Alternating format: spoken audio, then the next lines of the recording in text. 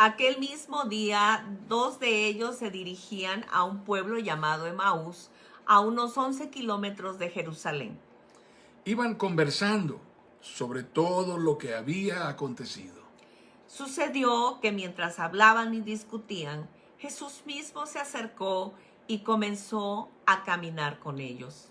Pero no lo reconocieron, pues sus ojos estaban velados. ¿Qué vienen discutiendo por el camino?, les preguntó. Se detuvieron cabizbajos. Y uno de ellos, llamado Cleofas, le dijo: ¿eres tú el único peregrino en Jerusalén que no se ha enterado de todo lo que ha pasado recientemente? ¿Qué es lo que ha pasado?, les preguntó. Lo de Jesús de Nazaret. Era un profeta poderoso en obras y en palabras delante de Dios y de todo el pueblo. Los jefes de los sacerdotes y nuestros gobernantes lo entregaron para ser condenado a muerte y lo crucificaron. Pero nosotros abrigábamos la esperanza de que era Él quien redimiría a Israel. Es más, ya hace 3 días que sucedió todo esto. También algunas mujeres de nuestro grupo nos dejaron asombrados. Esta mañana, muy temprano, fueron al sepulcro. Pero no hallaron el cuerpo. Cuando volvieron, nos contaron que se les habían aparecido unos ángeles quienes les dijeron que Él está vivo. Algunos de nuestros compañeros fueron después al sepulcro y lo encontraron tal como habían dicho las mujeres, pero a él no lo vieron. Qué torpes son ustedes, les dijo, y qué tardos de corazón para creer todo lo que han dicho los profetas. ¿Acaso no tenía que sufrir el Cristo estas cosas antes de entrar en su gloria? Entonces, comenzando por Moisés y por todos los profetas, les explicó lo que se refería a él en todas las escrituras. Al acercarse al pueblo donde se dirigían, Jesús hizo como que iba más lejos. Pero ellos insistieron: quédate con nosotros, que está atardeciendo, ya es casi de noche. Así que entró para quedarse con ellos. Luego, estando con ellos a la mesa, tomó el pan, lo bendijo, lo partió y se lo dio. Se decían el uno al otro: ¿no ardía nuestro corazón mientras conversaba con nosotros en el camino y nos explicaba las escrituras? Al instante se pusieron en camino y regresaron a Jerusalén. Allí encontraron a los 11 y a los que estaban reunidos con ellos. Es cierto, decían, el Señor ha resucitado y se le ha aparecido a Simón. Los dos, por su parte, contaron lo que les había sucedido en el camino y cómo habían reconocido a Jesús cuando partió el pan. Lucas 24, 13 al 30 y 32 al 35. Amén. Exclaman estos hombres: ¿no ardía nuestro corazón? Estaban enfrente de Jesús y parecían no percatarse de ello. Estaban enfrente y dialogando con el Maestro resucitado y parecían no estar totalmente conscientes de ello. ¡Qué realidad tan impactante! ¿Cómo puede pasar esto? La declaración de fe respecto de la muerte y resurrección de Jesucristo ocupa los 4 evangelios. La historia de todo lo sucedido, narrada con detalle, está allí plasmada en nuestra lectura de los evangelios. No es la historia exclusiva de uno de ellos, no es tampoco en ninguna manera una historia aislada en el Nuevo Testamento. Es la centralidad del evangelio. Es la historia medular del Nuevo Testamento. Y es hacia donde apunta la totalidad de la Biblia. La declaración de fe respecto de la muerte y de la resurrección de Jesucristo, llegó a constituir un signo que distinguió a los cristianos del primer siglo. Haber sido testigo de la resurrección de Jesucristo, de la crucifixión y la resurrección de Jesús, fue el requisito indispensable para la designación del sucesor de Judas. Los apóstoles fueron reconocidos por haber sido testigos de estos acontecimientos, por haber sido parte del ministerio de nuestro Señor Jesús. Esto es lo que los apóstoles afirmaron enfática y categóricamente desde su propia convicción y desde su propio testimonio, y quedó plasmado finalmente en el documento que hoy reconocemos como el Credo Apostólico. Fue crucificado, muerto y sepultado. Al tercer día resucitó de entre los muertos. Después dice, subió al cielo, está sentado a la diestra de Dios Padre Todopoderoso, y desde allí vendrá al fin del mundo a juzgar a los vivos y a los muertos. El apóstol Pablo dio testimonio puntual de la resurrección de Jesucristo.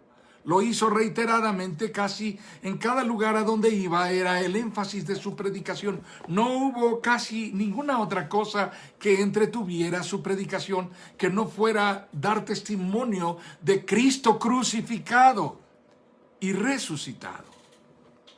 Así que dio también testimonio de la resurrección de Jesucristo cuando predicó en el Areópago de Atenas.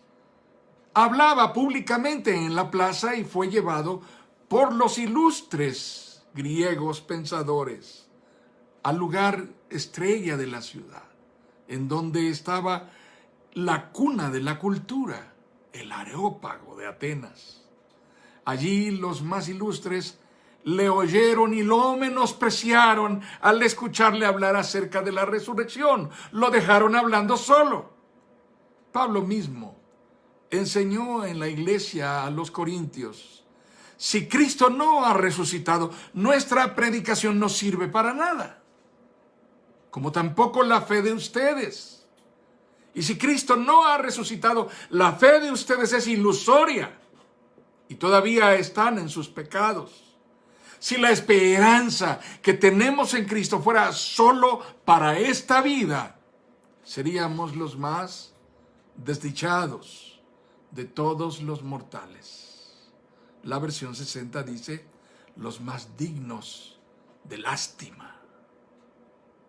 Sin embargo, siendo la fe en Jesucristo resucitado la columna vertebral de nuestra convicción cristiana y el fundamento de toda esperanza y certidumbre de salvación, en términos de lo que estamos viviendo cada uno en su realidad personal, cotidiana, en su diario caminar en Cristo, pudiera mostrar un abismo entre la verdad bíblica de la resurrección de Jesucristo y la experiencia cristiana de muchos de nosotros en el diario vivir. Un abismo entre aquello y esto.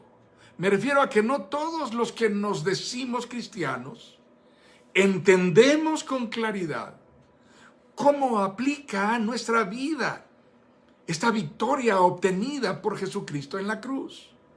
Quizá una de las verdades bíblicas y doctrinales más incomprendidas entre los cristianos sea esta, la de la resurrección de Jesucristo. ¿Por qué tantos cristianos parecen no encontrar un propósito claro para sus vidas? ¿Por qué hay tantos cristianos atemorizados y navegando en un pantano de dudas e incertidumbres acerca de las circunstancias adversas que nos aquejan? ¿Por qué algunos cristianos temen ser sorprendidos por la muerte, como si no tuvieran la seguridad de la salvación que Cristo pagó por ellos en la cruz? Bien, una parte muy importante es que hay mucha ignorancia la más común forma de ignorancia, que significa simple y sencillamente desconocimiento de lo que está escrito, de la voluntad revelada por Dios en su palabra, lo que Dios ha dicho que hará, lo que Dios ha hecho, lo que Dios está haciendo y todavía lo que Dios consumará cumpliendo con fidelidad absoluta lo que prometió. Pero aún allí, la palabra de Dios nos conducirá a una perseverante, a una forma perseverante y consistente de confianza en la resurrección, en la victoria obtenida por Jesucristo al vencer al sepulcro, al resucitar de entre los muertos. Quiero pensar que se debe a que no encontramos una conexión y esta posible confusión en la que viven muchos cristianos, que los lleva a la duda, a la incertidumbre y al temor, se debe a eso. No hay una aparente conexión que nosotros hayamos encontrado entre la realidad histórica de Jesús, que resucitó de entre los muertos al tercer día, conforme a las Escrituras, y la realidad presente, a la que la mayoría de nosotros vemos como completamente ajeno a lo sucedido hace más de 2000 años. Aún siendo creyentes en Jesucristo, no logramos conectar estos cabos sueltos.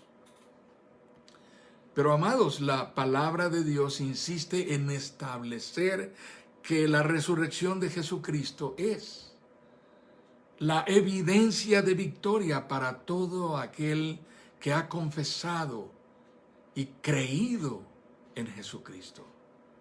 Pedro, apóstol de Jesucristo y testigo de la resurrección de nuestro Señor, dice puntualmente: alabado sea Dios, Padre de nuestro Señor Jesucristo, por su gran misericordia.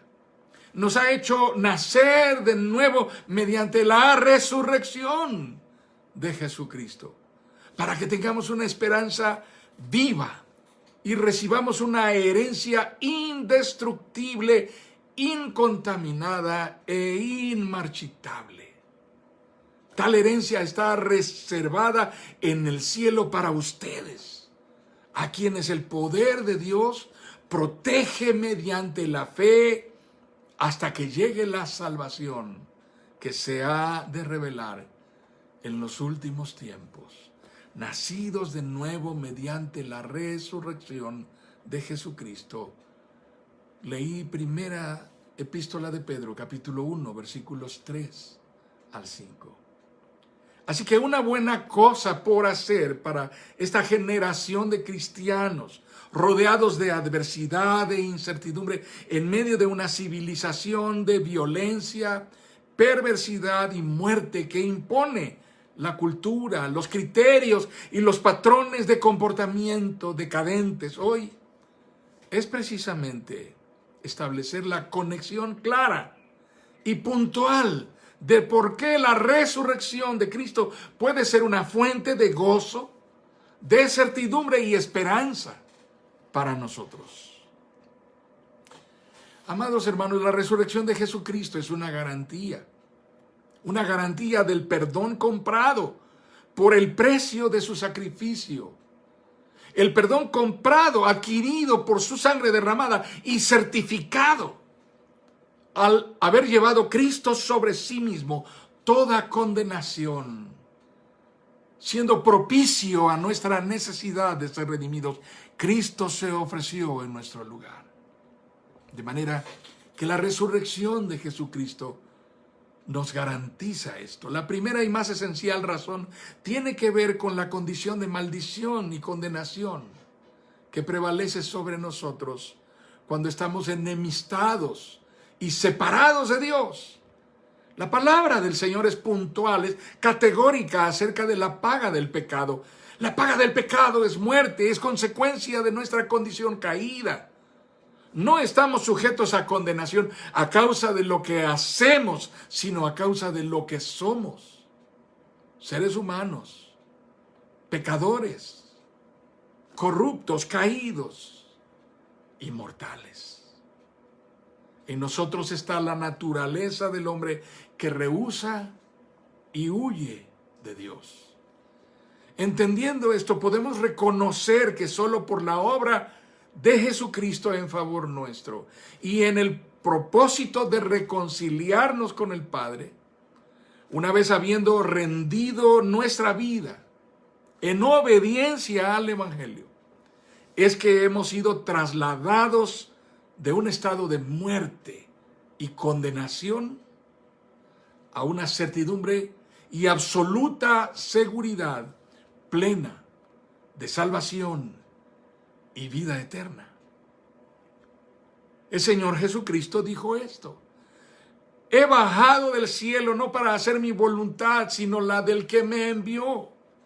Y esta es la voluntad del que me envió, que yo no pierda nada de lo que Él me ha dado, sino que lo resucite en el día final. Porque la voluntad de mi Padre es que todo el que reconozca al Hijo y crea en Él tenga vida eterna. Y yo lo resucitaré en el día final. Estas palabras de Juan capítulo 6 nos dan plena certidumbre acerca de la veracidad de nuestra salvación. Pero no es solo eso. Vivir en la certidumbre de la resurrección de Jesucristo significa para nosotros que no estamos más bajo la esclavitud del pecado, porque podemos resistirlo para mantenernos en integridad y una constante lucha por pureza y santidad. Este es el segundo gran asunto. Tiene que ver con nuestra perseverancia en Cristo. Esto es que en tanto que caminamos con Cristo, en tanto que peregrinamos siendo discípulos suyos, seguimos siendo vulnerables ante la constante lucha contra el pecado. Amados hermanos, no perdamos de vista que no poseemos ninguna forma de inmunidad ante la tentación, ni ante la propia debilidad que está representada en nuestros apetitos por lo que Dios reprueba, por lo que desagrada a Dios y por lo que nos hace indignos delante de Él. Esto habita en nosotros. Esto es lo que busca recurrentemente hacernos caer. Contendemos contra ello.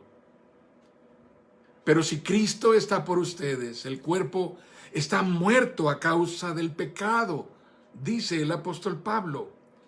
Pero el espíritu que está en ustedes es vida a causa de la justicia.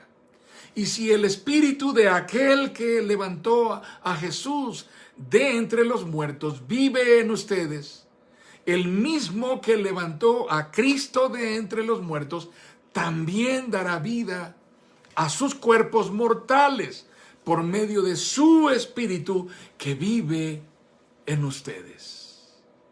Esto es lo que Pablo declara, inspirado por el Espíritu Santo en Romanos capítulo 8, para nuestra certidumbre y tranquilidad.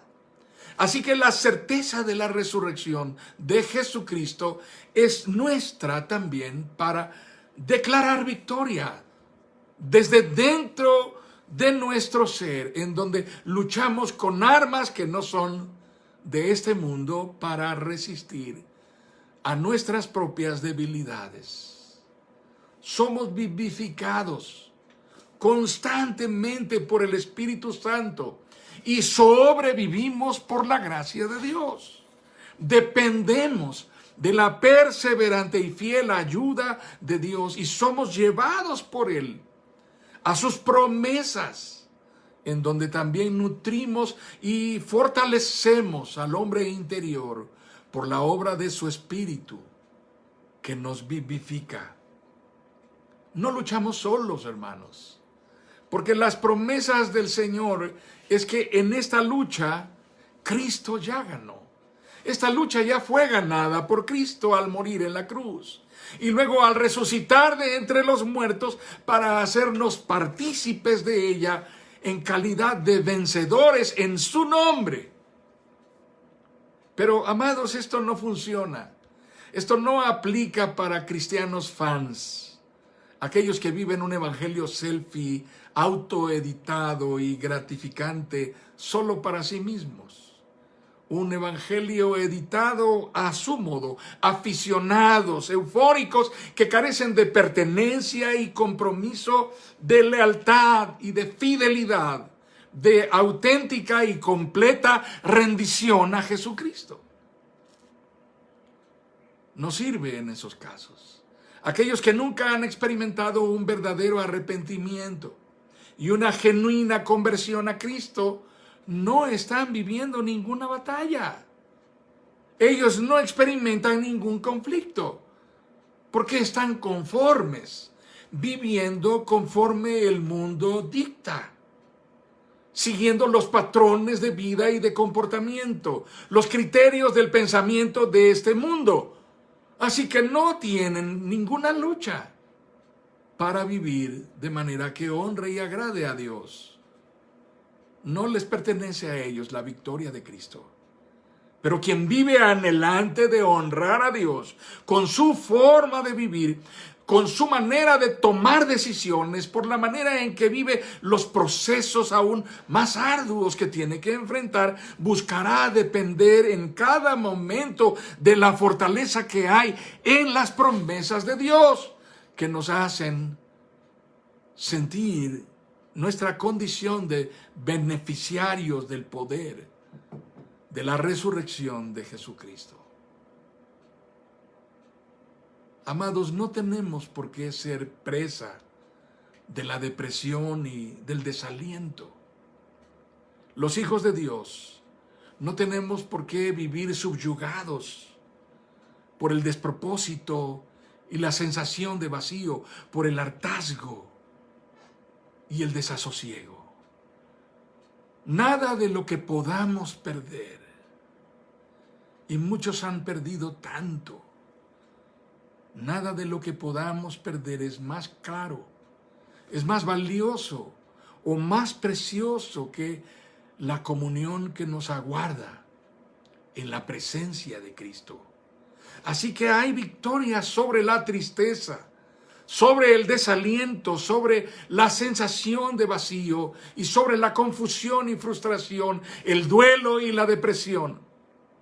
Quiero tomar un momento para expresar un profundo respeto por cada uno de aquellos hermanos nuestros que han experimentado pérdida real, profunda y ruptura dolorosa, que han tenido que vivir la separación de sus seres entrañablemente amados, el desgarramiento interior, han sufrido el duelo inesperado y sorpresivo que les ha dejado interiormente destrozados y casi completamente sin aliento y valor para levantar los hombros, recoger los pedazos de su propia alma,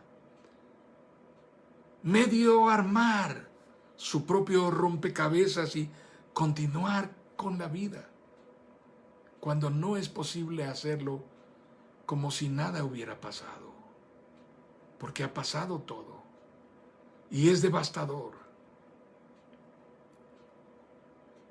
En todos los casos en los que la pérdida ha sido irreparable, debemos saber que nada de ese dolor ha sido o es ajeno a Dios. Dios es el Dios de toda fidelidad, el Dios de toda gracia. Nada de lo que a nosotros nos sucede y nada de lo que nosotros tenemos que enfrentar en nuestro diario caminar le es ajeno, desconocido o extraño. Dios ha tenido el control en cada caso. Hay tanto que hallar en la palabra acerca de cómo Dios viene a nosotros y se hace propicio a nuestra realidad y nos fortalece poderosamente. Pero sí, hermanos, tiene sentido considerar que lo que hacemos en el duelo es acudir recurrentemente a la memoria de la extrañeza que está fija vívidamente en nuestra mente, en nuestros sentimientos, en nuestro corazón. Recurrimos a la búsqueda del ser amado que ya no está con nosotros. Y la resurrección de Jesucristo nos dice que es a Él a quien debemos ir. Así que para este dolor, para esta tristeza devastadoras que nos hunden en la desolación, no hay más que una sola esperanza, una sola certidumbre que puede devolvernos poco a poco el gozo de la salvación. Es la certidumbre de que Jesucristo ha vencido a la muerte. Es la certidumbre de la resurrección de Jesucristo. Marta vino al encuentro de Jesús cuando él venía camino a su casa en Betania. Su hermano Lázaro había muerto. Y Marta vació el corazón desconsolado de mujer cuyo único respaldo era su hermano, cuando vio a Jesús y le dijo: si tú hubieras estado aquí, esto no hubiera pasado. Y Jesús le respondió: tu hermano resucitará. Y ella recurrió a su conocimiento, ella recurrió al concepto teórico de la doctrina que la mayoría de nosotros maneja conceptualmente en el mismo nivel en que Marta lo maneja. Yo sé que resucitará en el día postrero. Cuando María también alcanzó a Jesús en el camino y cuando vio el duelo tan profundo de estas mujeres, las palabras de Jesús han quedado plasmadas en el Evangelio para que nunca jamás las olvidemos. Jesús dijo: yo soy la resurrección y la vida. Yo soy la resurrección y la vida. El que cree en mí, aunque esté muerto, vivirá. El que cree en mí, aunque esté muerto, vivirá. Todo aquel que cree en mí vivirá, resucitará. La vida es la promesa gloriosa obtenida por Jesucristo al resucitar de entre los muertos. Yo soy la resurrección y la vida. Es la certidumbre de la resurrección de Jesucristo que nos dice que nuevamente estaremos juntos y celebraremos congregados en su presencia. Esta fue, amados, la esperanza de Job en el momento más agudo y oscuro de su existencia. Exclamaba: si fueran grabadas mis palabras, si quedaran escritas en un libro, si para siempre quedaran sobre la roca, grabadas con cincel en una placa de plomo. Yo sé que mi Redentor vive y que al final triunfará sobre la muerte, y cuando mi piel haya sido destruida, todavía veré a Dios con mis propios ojos. Yo mismo espero verlo. Espero ser yo quien lo vea y no otro. Este anhelo, exclama Job, este anhelo me consume las entrañas. Pero el duelo no lo es todo. Esta no es la única forma de sensación interior, de estancamiento, de fracaso, de vacío. Eso nos hace ver hacia otra realidad acerca de la resurrección de Jesucristo, en lo que la victoria de Jesús sobre la muerte no es en ninguna manera ajena a nuestra condición y experiencia. No es extraño que de pronto nos reconozcamos perdidos, confundidos, sorprendidos en medio de la tragedia que nos rodea. Estamos rodeados de tanta adversidad, de tanto dolor. Es precisamente la constante adversidad que nos circunda y en la cual nos vemos recurrentemente expuestos a dolor y sufrimiento que no necesariamente son nuestros, pero que nos impactan. No vivimos ni estamos en el cielo, hermanos. Quienes predican que los hijos de Dios no se enferman, mienten. Quienes enseñan que los creyentes en Jesucristo no sufren, mienten. Quienes dicen que los que siguen a Cristo no son pobres, mienten. Quienes afirman que la iglesia de Cristo no es perseguida y que nunca va a sufrir, mienten. Quienes creen que los verdaderos discípulos de Jesús nunca tendrán que enfrentar nada adverso ni malo, mienten. Nada depende de la fortaleza de nuestra fe, de la certidumbre de nuestra pureza, integridad o santidad. Nada depende de mí, todo depende de Él. No es mi victoria, es su victoria aplicada a mí solo por su fidelidad y gracia sobreabundantes. Pablo revela esta realidad interior que él mismo vivió. No quiero mi propia justicia que procede de la ley, sino la que se obtiene mediante la fe en Cristo.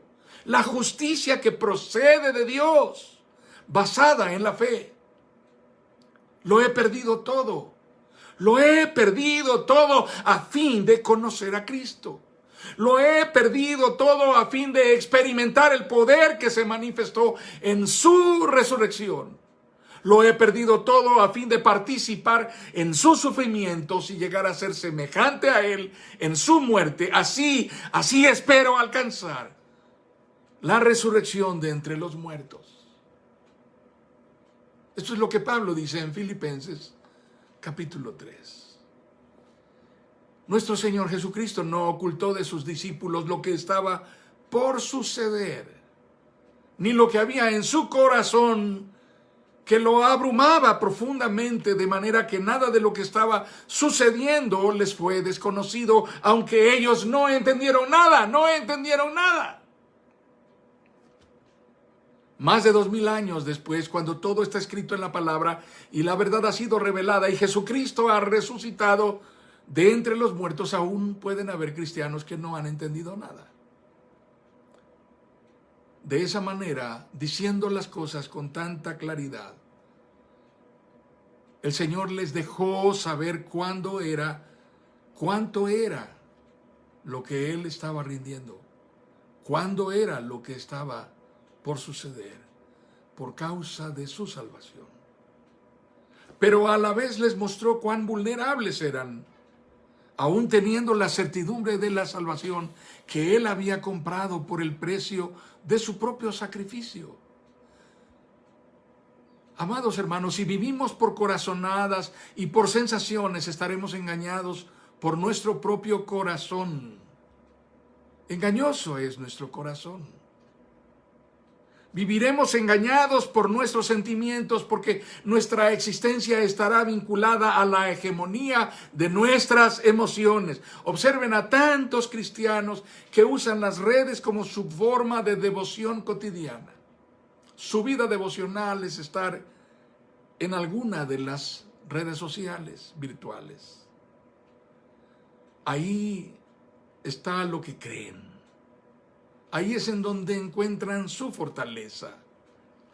Parecieran recibir palmadas de Dios cada vez que alguien les pone un dedito levantado. Todo queda registrado en nuestros muros virtuales. Nuestros mensajes están escritos con emojis, así se llaman. Son caricaturas de lo que sentimos. Una manera abreviada en la que nos hicieron creer que estamos diciendo algo significativo, aunque realmente no decimos nada. Solo simbolizamos con ligereza, impersonalmente, subliminalmente, intrascendentemente, las cosas que debiéramos decir con palabras y que ahora somos torpes para decir con palabras. solo usamos símbolos que muestran ambigüedad, pobreza expresiva. Podemos darnos cuenta de cuán determinante es nuestro estado de ánimo para elegir cómo afrontar ciertos procesos en nuestra vida. ¿Qué tanto influye en mí cómo me estoy sintiendo cuando llega la hora de tomar nuestras decisiones? ¿Qué tan poderoso puede ser mi condición interior cuando llega la hora de enfrentarme a los retos más terribles? La cristiandad de hoy vive anclada a una forma de hegemonía e imperio de las emociones. Es típico del relativismo individualista que exalta los sentidos. La religiosidad no ha logrado librarse de eso, de esa influencia perversa. Por ello es que nos encanta tanto ir a las reuniones, a los eventos masivos, excitantes, escuchar a grupos estridentes y congregaciones llenas de motivación, la música y las prédicas que nos hacen vibrar por encima de los que nos hacen pensar, por encima de los que nos llevan a la razón, por encima de los que nos llevan a la comprensión y al discernimiento superior. Amamos lo que el corazón nos dicta y vivimos al servicio de nuestros jugos gástricos, nuestras sustancias fisiológicas y nuestras segregaciones hormonales, por encima de nuestras convicciones escriturales y nuestras certidumbres espirituales. Cuanto más dependemos de nuestros sentimientos y emociones y cuanto más creemos estar oyendo la voz de Dios desde nuestra paz interior, como suele llamársele, que no es otra cosa que tu capacidad corporal para producir suficiente serotonina, la hormona de la paz y la felicidad. En realidad no estás oyendo a Dios, solo te estás oyendo a ti mismo.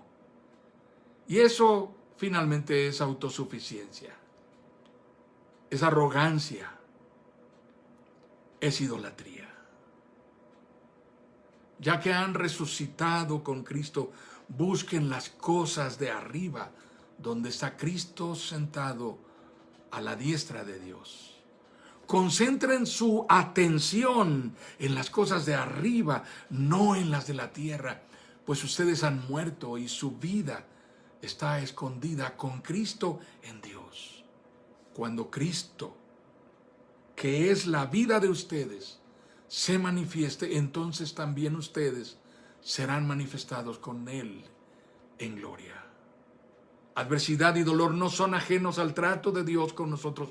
Cuando Dios no nos libra de la adversidad y del dolor, lo que hace es tratar con nosotros en el terreno de la mayor y total dependencia de Él y guiarnos a dejar de depender de nuestros sentimientos engañosos. Exactamente eso es lo que experimentamos en el terreno del dolor cuando peregrinamos de nuestros desiertos.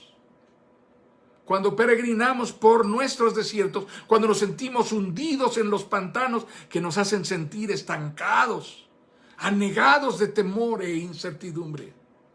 Cuando atravesamos por el valle de la sombra de muerte y no tenemos a nadie más que a Dios, podemos discernir mejor lo que Jesús vivió.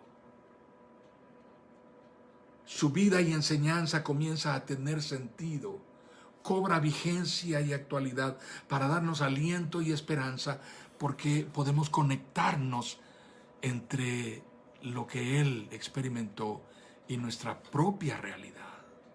¿Ven cómo sí hay sentido en la resurrección de Jesucristo? Jesucristo llegó hasta donde llegó porque tuvo sus ojos puestos en la victoria sobre la muerte. Nuestra seguridad y esperanza no provienen del buen funcionamiento, de la facilidad para resolver, de que todo marche bien, de que lo que nos aflige esté en orden, ni siquiera de la ausencia de aflicciones o adversidades. Nuestra esperanza está en Jesús, que caminó su propio camino de dolor y nos enseñó a descansar en la gracia de Dios por encima de nuestras propias fuerzas. Así que la verdad radical de la resurrección de Jesucristo es una revelación del tiempo que estamos viviendo, de la inminencia del fin, de la certidumbre de su venida en gloria para tomar consigo a sus redimidos. Esto es lo que los creyentes en Jesucristo creemos. Esto es lo que declaramos ante nuestras propias adversidades y pérdidas. Creemos en la gloriosa victoria de Jesucristo sobre la condenación del pecado y sobre la muerte y el terror del infierno. Y si Cristo no ha resucitado, nuestra predicación no sirve para nada, como tampoco la fe de ustedes. Si Cristo no ha resucitado, la fe de ustedes es ilusoria y todavía están en sus pecados. Si la esperanza que tenemos en Cristo fuera solo para esta vida, seríamos los más desdichados de los mortales. No somos salvos por creer en nosotros mismos, ni por estar seguros de que nuestros sistemas van a soportar las convulsiones de una sociedad caída, condenada, caótica y agonizante. Este mundo en el cual vivimos no camina hacia mejoría. El mundo no nos ofrece ninguna esperanza. No seremos mejores sociedades más igualitarias.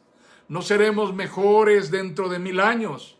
No habrá mejores sociedades, más justas, más ordenadas y más dignas. Nada de esto es la fuente de nuestra más completa y absoluta certidumbre. No creemos en los equilibrios de los poderes humanos caducos, ni en las estructuras de poder, ni sus leyes pervertidas y cada vez más decadentes, ni en la democracia y sus instituciones corrompidas, ni en los sistemas de mercado. No creemos en el hombre porque está escrito: maldito todo aquel que cree en el hombre, que confía en el hombre. Nuestra convicción acerca de la resurrección de Jesucristo tiene un carácter profético y escatológico radical en un mundo caótico y agonizante. Es un anuncio del tiempo final que ya estamos viviendo. No creemos en nada más que en Jesucristo y a este crucificado, en Jesucristo y este resucitado. Entonces vendrá el fin, cuando Él entregue el reino de Dios, el reino a Dios el Padre, cuando Él entregue el reino a Dios el Padre, luego de destruir todo dominio, autoridad y poder, luego de destruir todo dominio, autoridad y poder, porque es necesario que Cristo reine hasta poner a todos sus enemigos debajo de sus pies. El último enemigo que será destruido es la muerte. Cuando lo corruptible se revista de lo incorruptible y lo mortal de inmortalidad, entonces se cumplirá lo que está escrito: la muerte ha sido devorada por la victoria. ¿Dónde está, oh muerte, tu victoria? ¿Dónde está, oh muerte, tu aguijón? El aguijón de la muerte es el pecado y el poder del pecado es la ley. Pero gracias a Dios que nos da la victoria por medio de nuestro Señor Jesucristo.